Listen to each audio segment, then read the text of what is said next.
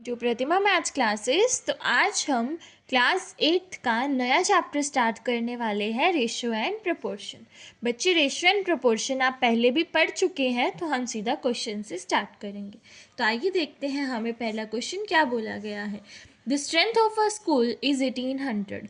मतलब वो स्कूल में 1800 बच्चे हैं, उसमें से 55% मतलब परसेंटेज में बताया हुआ है 55% तो गर्ल्स हैं।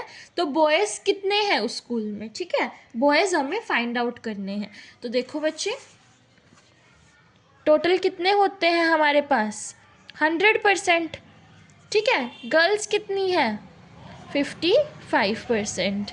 तो बॉयज़ कितने होंगे, 100 में से 55 माइनस कर देंगे तो क्या आ जाएगा 45%। मतलब बॉयज़ क्या है, जो टोटल नंबर है 1800 का 45% है। तो बॉयज़ निकाल लेंगे 45% ऑफ टोटल मेरे पास 1800 था, परसेंटेज हटाने के लिए डिवाइड बाय 100, ऑफ मतलब मल्टीप्लाई, टोटल कितना था 1800। 2 0 से 2 0 कैंसिल हो जाएंगे, 45 को 18 से मल्टीप्लाई करेंगे तो क्या आ जाएगा 810। तो मतलब कितने बॉयज़ हैं 810, ये इसका क्या हो जाएगा आंसर। अब हम चलेंगे नेक्स्ट क्वेश्चन की तरफ। तो अब देखते हैं सेकंड क्वेश्चन में क्या दिया गया है। 35% पॉपुलेशन टाउन की मैन है, 40% वीमेन है। नंबर ऑफ चिल्ड्रंस दे रखे हैं, मतलब हमें परसेंटेज नहीं बताई चिल्ड्रंस की, नंबर में दिया हुआ है, वीमेन की निकालनी है। तो सबसे पहले बच्चे हम चिल्ड्रन के नंबर का यूज़ करके टोटल पॉपुलेशन निकाल लेंगे। टोटल पॉपुलेशन पता होगी तो हम निकाल लेंगे ईजीली, क्योंकि 40% है ना वुमेन, तो 40% ऑफ टोटल करके निकाल लेंगे। तो सबसे पहले हम क्या करेंगे, तो हम पहले चिल्ड्रन की परसेंटेज निकाल लेते हैं, ठीक है। यहाँ पे हमारे मैन कितने दिए हुए हैं 35%, वुमेन कितनी है 40%। तो ये दोनों कितने हो जाएंगे 75%। टोटल परसेंटेज कितनी होती है 100। तो 100 में से मैं इन दोनों को माइनस कर दूँ तो मेरे पास चिल्ड्रन की परसेंटेज आ जाएगी 25%। और नंबर ऑफ चिल्ड्रन भी दे रखे हैं, कितने हैं 20,000। तो अब यहाँ पे हमें पता है जो 25% है ना टोटल का, वो कितना है 20,000 है, ठीक है। तो यहाँ से हम x की वैल्यू निकाल लेते हैं। टोटल को हम क्या मान लेंगे x मान लेंगे, ठीक है।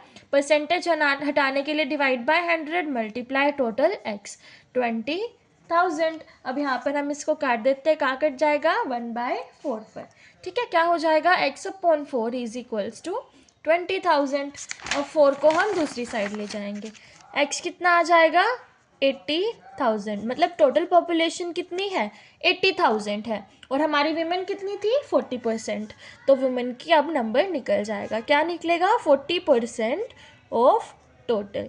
तो रख देते हैं 40/100 मल्टीप्लाई 80,000। 2 0 से 2 0 यहाँ कैंसिल हो जाएंगे, मल्टीप्लाई करके कितना आ जाएगा 32,000। ये मेरा इसका क्या हो जाएगा आंसर। अब हम चलेंगे नेक्स्ट क्वेश्चन की तरफ।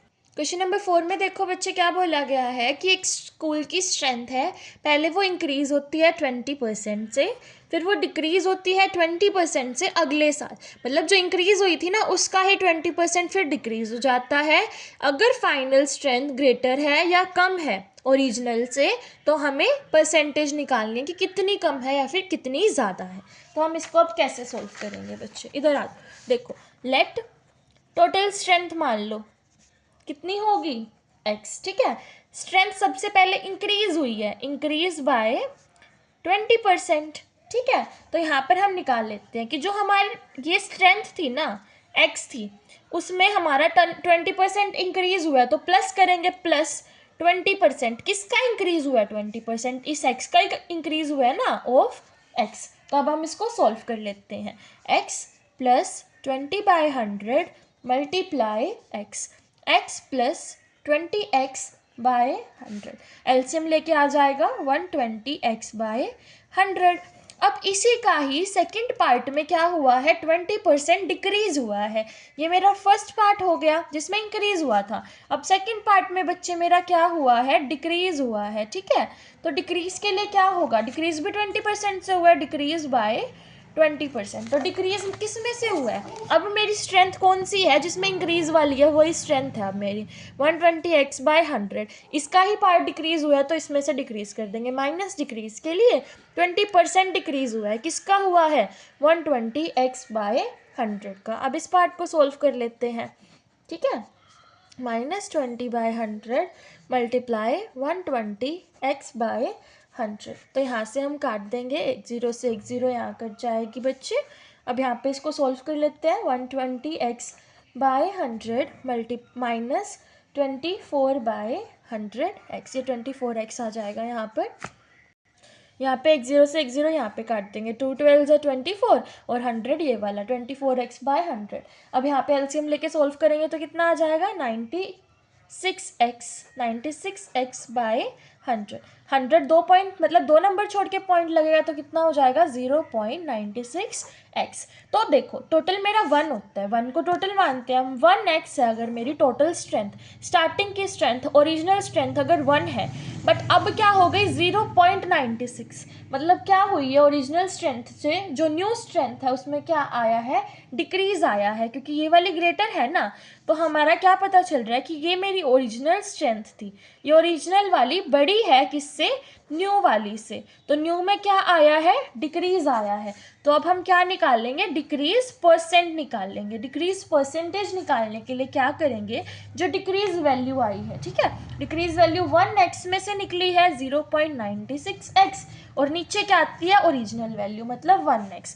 परसेंटेज के लिए क्या करते हैं? Multiply by 100। इनको माइनस करके क्या आ जाएगा? 0.04x, नीचे x, x कैंसिल, और यहाँ मल्टीप्लाई बाय 100। 4/100 मल्टीप्लाई 100, 100 से 100 कैंसिल, क्या आ जाएगा? 4% इसका आंसर। तो आज की क्लास में बच्चे हम इतना ही करेंगे, आगे क्वेश्चंस हम नेक्स्ट वीडियो में कवर करते हैं। Till then bye bye and like share subscribe the video.